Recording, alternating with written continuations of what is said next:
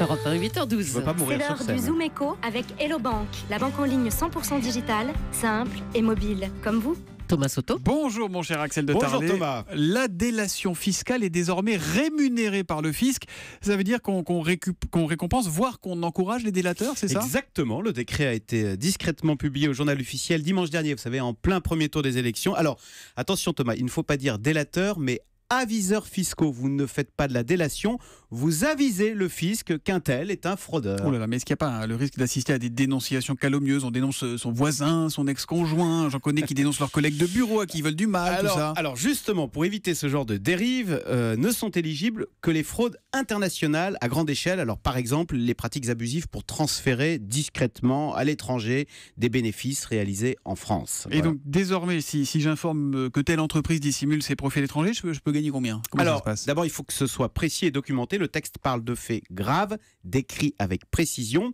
Alors, combien ça peut rapporter ? Il n'y a pas de barème officiel, mais la rémunération est fonction de l'importance de la fraude révélée.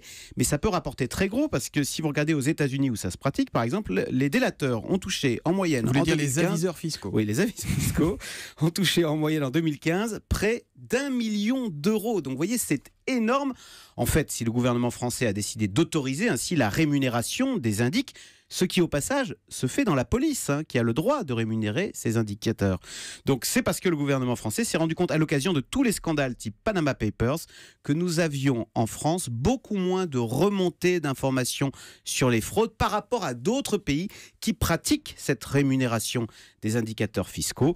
Or, la fraude, c'est une double peine, rappelons-le. D'abord, pour les caisses de l'État, on parle là de dizaines de milliards d'euros. Et puis, c'est une concurrence déloyale vis-à-vis de toutes les entreprises honnêtes qui payent normalement leurs impôts. Donc, et les contribuables en souffrent aussi, puisque Voilà. à la fin, ce sont ceux qui paient leurs impôts qui raquent. donc, nous pouvons tous être des aviseurs fiscaux. En tout cas, c'est en vigueur, le décret, vous le disiez, Oui, qui a été publié ça au y est, journal officiel. c'est légal. Merci beaucoup, Axel de Tarlet.